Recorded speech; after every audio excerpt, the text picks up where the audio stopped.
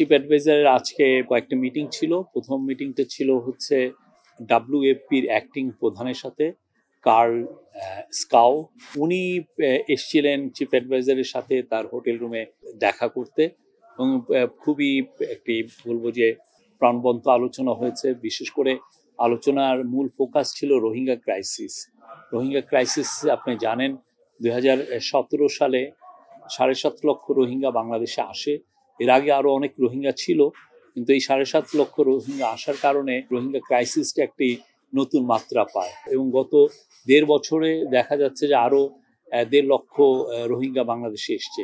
তো সব মিলিয়ে প্রায় 13 লক্ষ রোহিঙ্গা বাংলাদেশে আছে। তাদের জন্য ফুড স্টাইপেন্ড, তাদের জন্য হেলথ কেয়ার, তাদের জন্য বাসস্থানের সংস্থান করা, শেল্টারের ব্যবস্থা করা, এটা একটা বিশাল একটা কর্মযোগ্যের বিষয়, এবং এখানে প্রচুর ফান্ডিং লাগে প্রতি বছর, যেটা এত বছর ওয়েস্টার্ন গভর্নমেন্টগুলো এবং ওয়েলদি ন্যাশনগুলো এটা দিয়ে আসছিলেন। কিন্তু রিসেন্টলি আমরা দেখছি যে এই ফান্ড মোবিলাইজেশন ডিফিকাল্ট হয়ে পড়েছে, অনেক বেশি সেরকম ফান্ডিং করতে চাচ্ছেন না।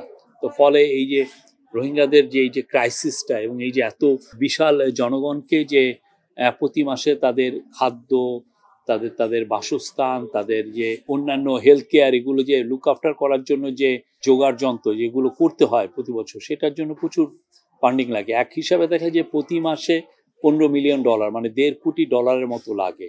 তো এইটার জন্য কিভাবে নতুন করে ফান্ডিং করা যায়, নতুন ফান্ডিং এর সোর্সিং কিভাবে করা যায়, মোবিলাইজেশন কিভাবে করা যায়, সেই বিষয় নিয়ে আজকে চিফ অ্যাডভাইজারের সাথে এই WFPর প্রধানের কথাবার্তা হয়েছে।